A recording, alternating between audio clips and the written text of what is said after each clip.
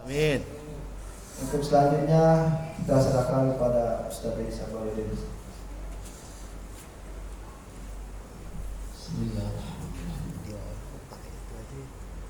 ابتغاء مرضات الله على هذه النية وكل نية صالحة إلى حضرة النبي المصطفى حبيبنا وشفيعنا محمد صلى الله عليه وسلم وعلى آله وأصحابه وأزواجه وذريته وأهل بيته الكرام. شهد الله لهم الفاتحة.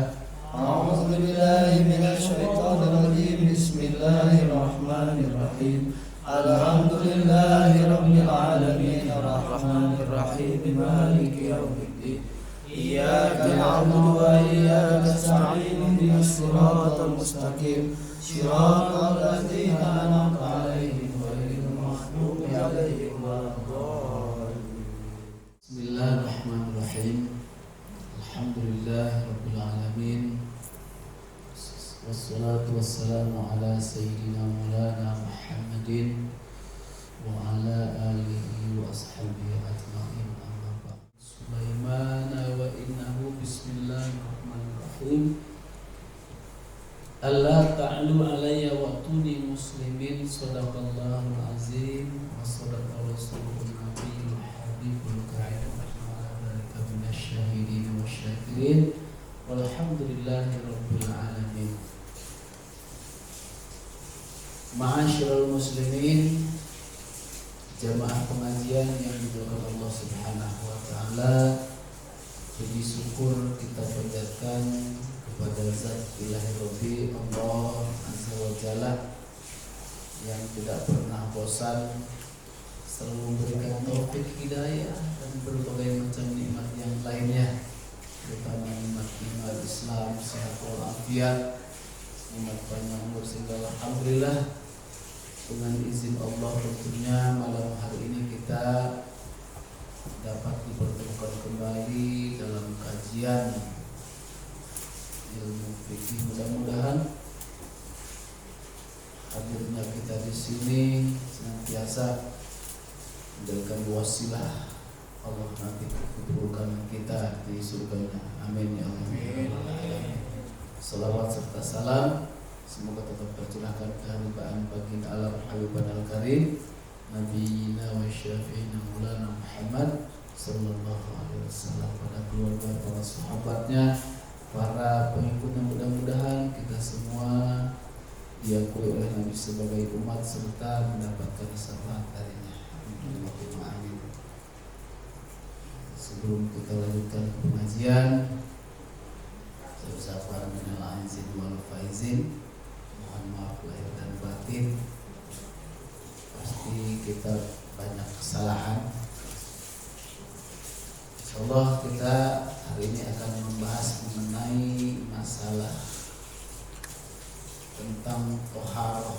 Ini sangat penting karena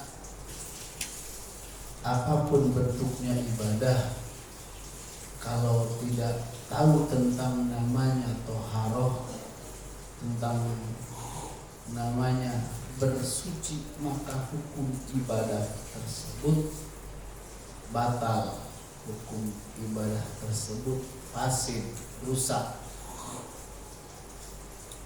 Bismillahirrahmanirrahim. Kitab Toharoti, dalam kitab ini atau kitab ini akan menjelaskan tentang namanya toharoh. Ini sengaja saya ulang-ulang biar kita memahami tentang bagaimana air yang boleh dan bagaimana air yang tidak boleh. Al-miyahul lati yajuzu biha tathiru sab'u miyahin. Air yang boleh digunakan untuk bersuci jumlahnya sab'u miyahin, ada 7 macam air. Pertama, ma'us samai, yaitu adalah yang turun dari langit disebut air hujan. Ditadangin, di baskom, di ember tanpa ada tetesan-tetesan dari air yang najis, maka air tersebut ketika digunakan untuk bersuci hukumnya sah. Di kita kira-kira ada nggak digenteng tai kucing, tai tikus? Gitu.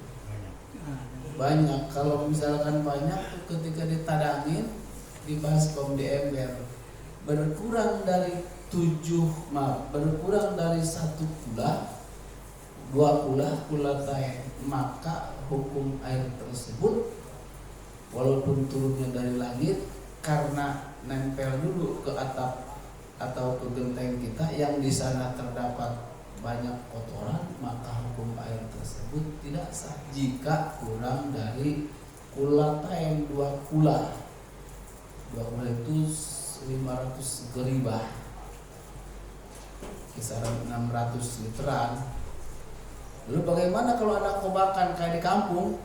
Dulu di Jakarta ada sih, ya kobakannya yang dikobok wudhunya. Kalau sekarang kan pakai keran langsung. Dulu mah bikin kobak orang tua setiap musola, masjid, apalagi ada kobakan, kobak di situ. Sekarang mah katanya geli gitu ya. Kalau dulu begitu kok, wudhunya dikobok, kaki ke situ, kumur-kumur ke situ. Padahal itu air kumur atau air kumur-kumur orang, air cuci tangan orang saat nyudu. Maka ketika digunakan wudhu lagi, maka hukumnya sah karena memang itu airnya banyak. Nah, ketika tuh air hujan netes datang ke genteng, kemudian ngocor gentengnya ke situ, ke kobakan itu, sementara kobaknya ada 600 liter, maka walaupun di atas gentengnya terdapat kotoran, hukumnya sah. Kenapa? Karena si kobakannya atau kulahnya itu besar, kecuali kalau di ember. Bedanya begitu tuh. Wa ma'ul bahri yang kedua yang boleh digunakan untuk bersuci adalah ma'ul bahri, air laut, walaupun itu asin, hukumnya boleh untuk nyuci piring, nyuci pakaian, untuk mandi junub, karena asinnya asin alami. Gimana kalau diasinin sama kita, bikin kobakan atau bikin gula genap 600 liter, kemudian dikasih garam sampai asin, maka hukum asin tersebut tidak boleh digunakan untuk bersuci. Tapi suci airnya, tapi tidak boleh untuk mandi, untuk cuci piring dan lain sebagainya, termasuk untuk mandi junub. Kenapa? Karena asinnya asin buatan, namanya mustakmal. Berikutnya wa ma'un nahri. Ma'un nahri itu air yang di sawah, air sawah. Tuh, kalau memang dia tidak ada kotoran, ya boleh. Dan berikutnya bi'ri, ma'ul bi'ri, sumur. Dulu mah ada timba ya, yang pakai pompa ataupun pakai erekan. Ya erekan ya. Dulu erek berisik ya kalau malam hari. Tapi ciri khas, tandanya kalau jam 1 jam 2 ada kerekan bunyi, berarti orang rajin sholat tahajud, kalau kencing. Bangun tidur kencing, nggak apa-apa. Zaman dulu, karena udah gak ada kerekan lagi, adanya kalau nggak pompa sanyo, langsung bunyi sanyo. Itu air sumur itu boleh dan memang sah untuk digunakan wudhu, mandi junub dan lain sebagainya. Wa ma'ul ain, dan air atau disebut mata air. Mata air adanya di pegunungan, dari bawah tanah, itu boleh. Wa ma'us salji, air salju. salju itu boleh dikategorikan air embun, ya embun. Berarti cara wudunya gimana? Ya jika memang terdapat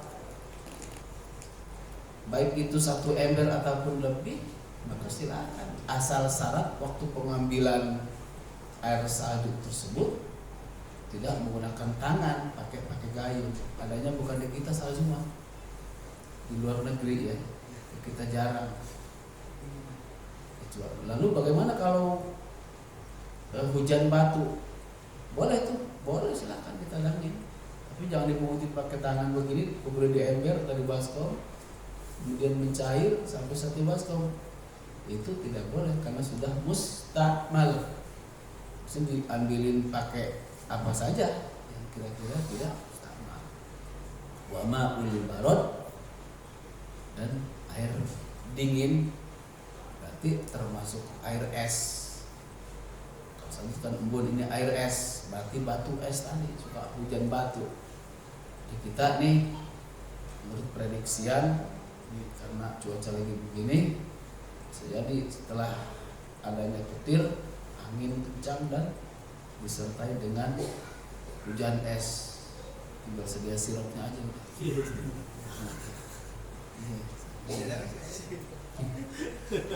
Hujan es kan, nggak jadi sirupnya aja. Fenomena alam ya. Nah, lalu kemudian air tersebut terbagi daripada 4 bagian. Summal miyahu ala arba'ati aksamin.